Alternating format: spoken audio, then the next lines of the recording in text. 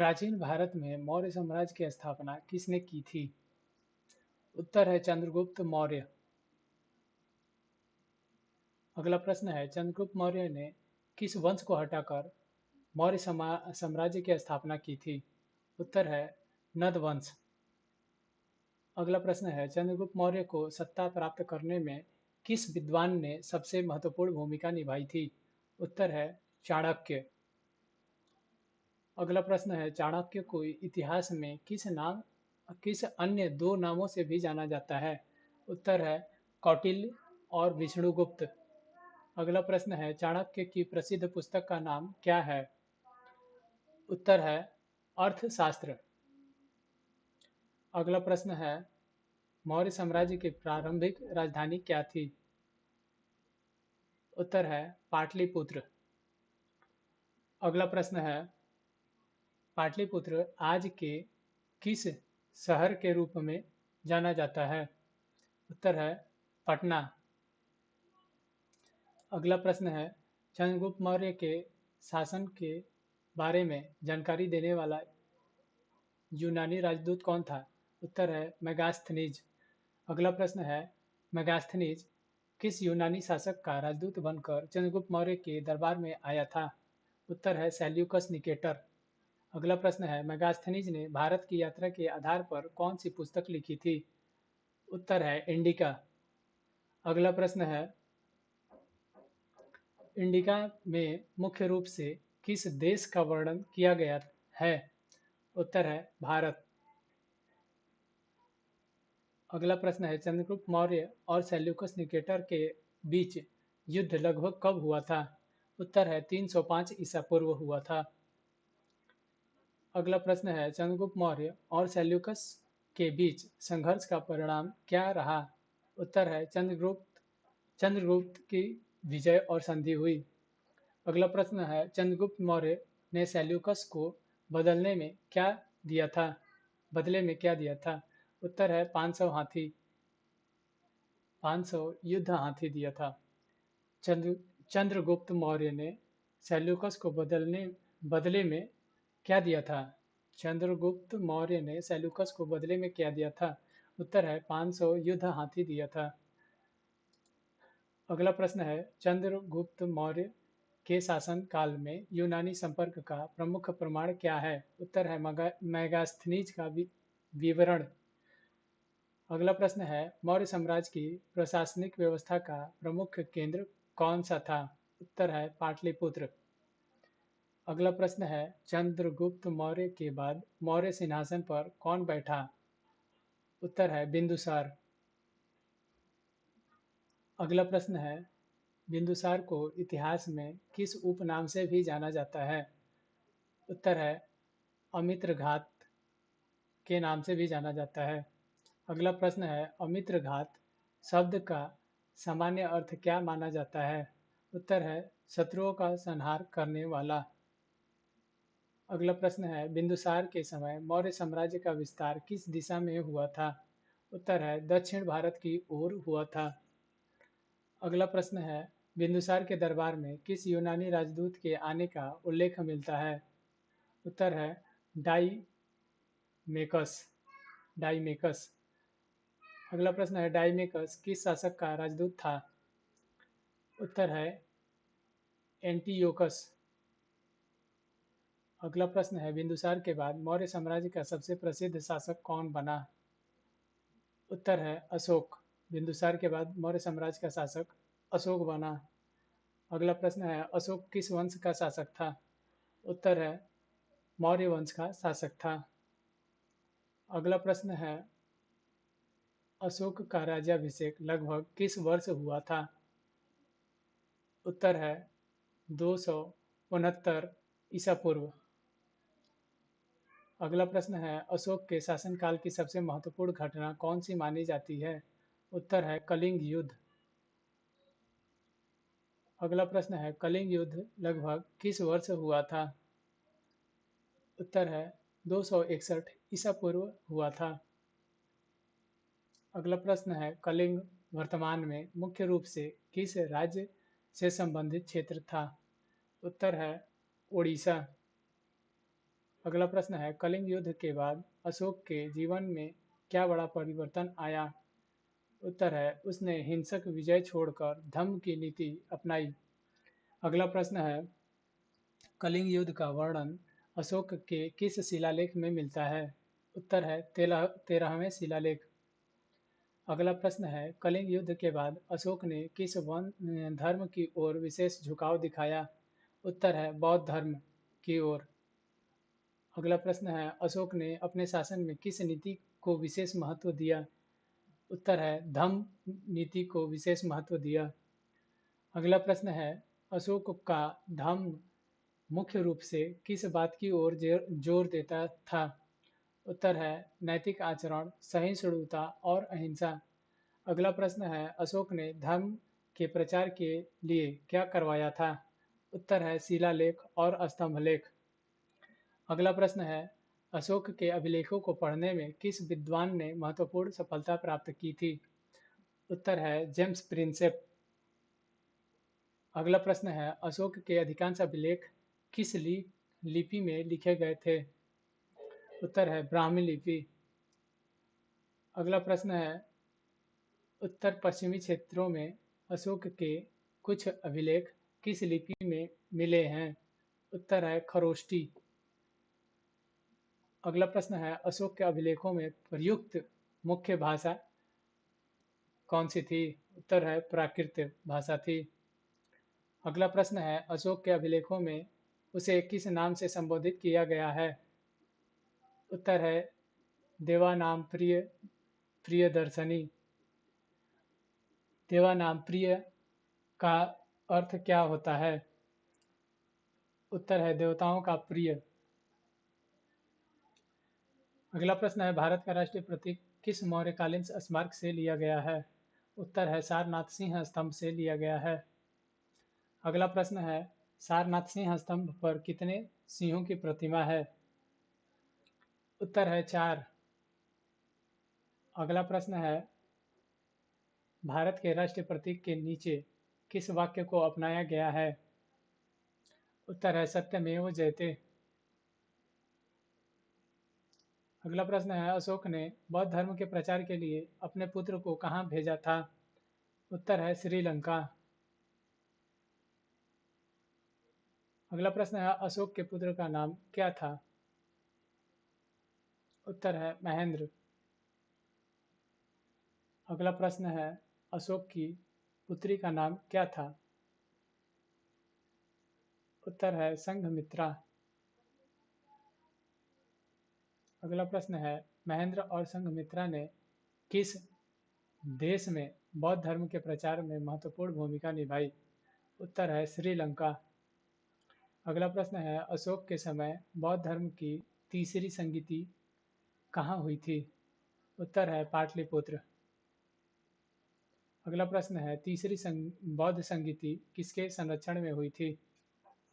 उत्तर है, सम्राट अशोक। अगला प्रश्न है, तीसरी बौद्ध संगीति की अध्यक्षता किसने की थी?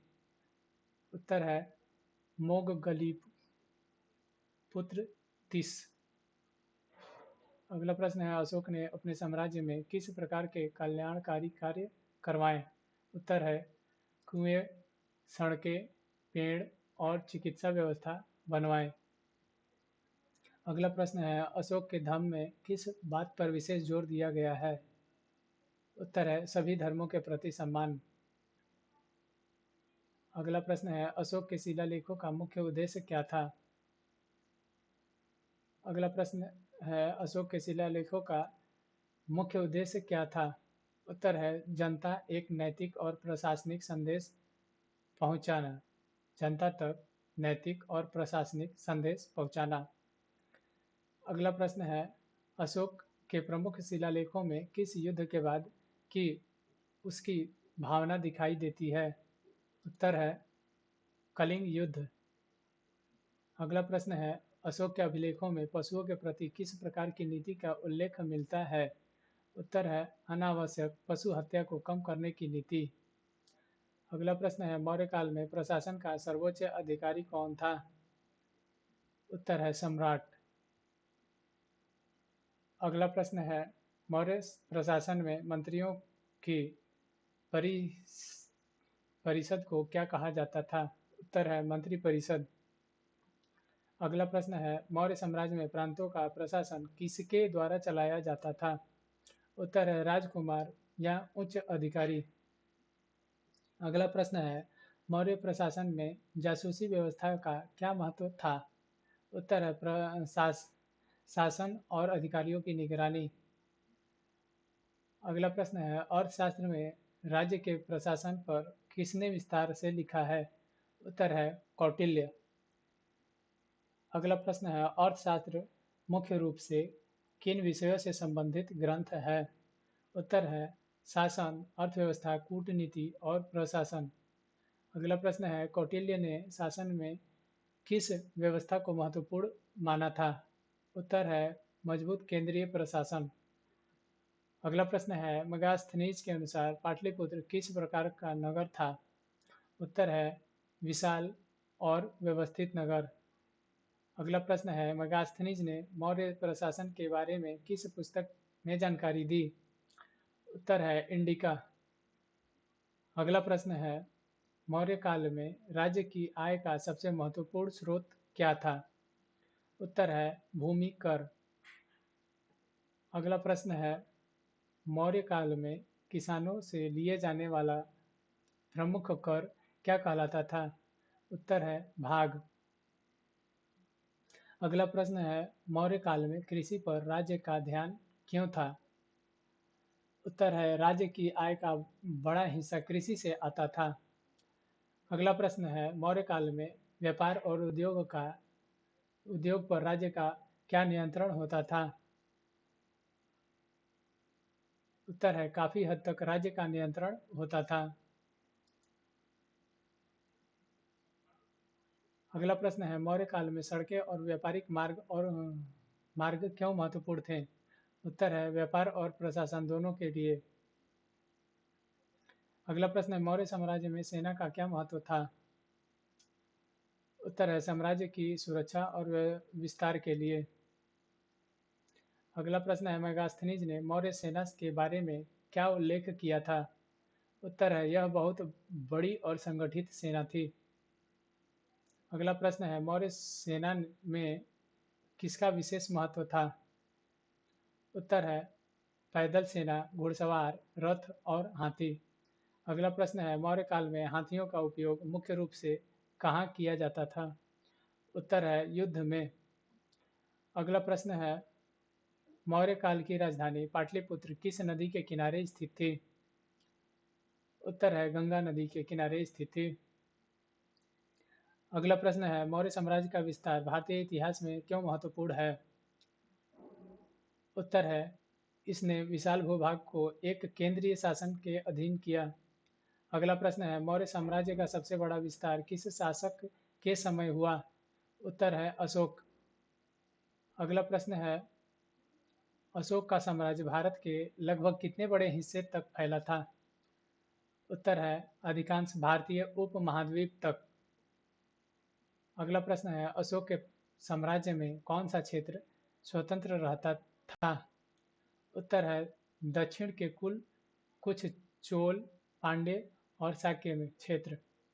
अगला प्रश्न है अशोक के अभिलेखों में किन दक्षिण भारतीय राज्यों का उल्लेख मिलता है?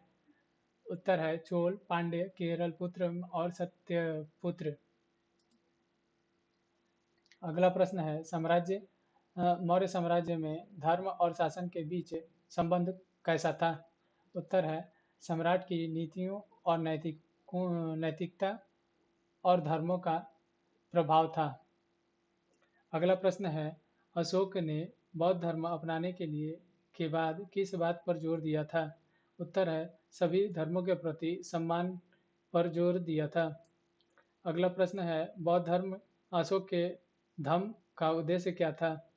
उत्तर है समाज में नैतिक और सद्भावना बढ़ाना। अगला प्रश्न है अशोक के स्तंभ मुख्य रूप से किस पत्थर से बनाए गए थे? उत्तर है बलुआ पत्थर से बनाए गए थे। अगला प्रश्न है मौर्य काल की सबसे बड़ी विशेषता क्या मानी जाती है? उत्तर है चमकदार पालिश।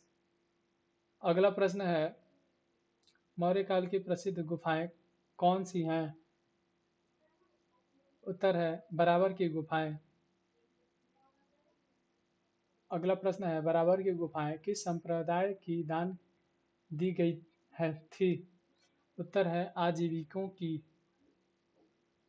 अगला प्रश्न है, मौर्य काल में स्तूप निर्माण को किस शासक ने विशेष बढ़ावा दिया? उत्तर है अशोक। अगला प्रश्न है, सांची का प्रसिद्ध स्तूप किस शासक से विशेष रूप से जुड़ा है? उत्तर है अशोक। अगला प्रश्न है, सांची स्तूप वर्तमान में किस राज्य में स्थित है? उत्तर है मध्य प्रदेश। अगला प्रश्न है, मौर्य साम्राज्य का अंतिम शासक कौन था? उत्तर है बृहद्रथ। अगला प्रश्न है, बृहद्रथ की हत्या किसने की थी? उत्तर है पुष्यमित्र शुंग ने की थी। अगला प्रश्न है, बृहद्रथ की हत्या के बाद कौन सा वंश सत्ता में आया? उत्तर है शुंग वंश की स्थापना हुई थी। अगला प्रश्न है, मौर्य साम्राज्य का अंत लगभग किस वर्ष माना जाता है? उत्तर है 185 ईसा पूर्व में माना जाता है। अगला प्रश्न है, चंद्रगुप्त मौर्य ने अपने जीवन में अंतिम समय में किस धर्म को अपनाया था? उत्तर है जैन धर्म। अगला प्रश्न है, जैन परंपरा के अनुसार चंद्रगुप्त मौर्य ने अपना अंतिम समय कहाँ बिताया था? उत्तर है श्रावण बेलगोला में। अगला प्रश्न है, श्रावण बेलगोला वर्तमान में किस राज्य में स्थित है? उत्तर है कर्नाटक। अगला प्रश्न है, मौर्य साम्राज्य के इतिहास के अध्ययन के प्रमुख स्रोत कौन कौन से हैं? उत्तर है अर्थशास्त्र, इंडिका और अशोक के अभिलेख। अगला प्रश्न है, मौर्यकालीन इतिहास में चाणक्य का सबसे बड़ा योगदान क्या माना जाता है? उत्तर है चंद्रगुप्त मौर्य चंद्रगुप्त को सत्ता स्थापित करने और प्रशासन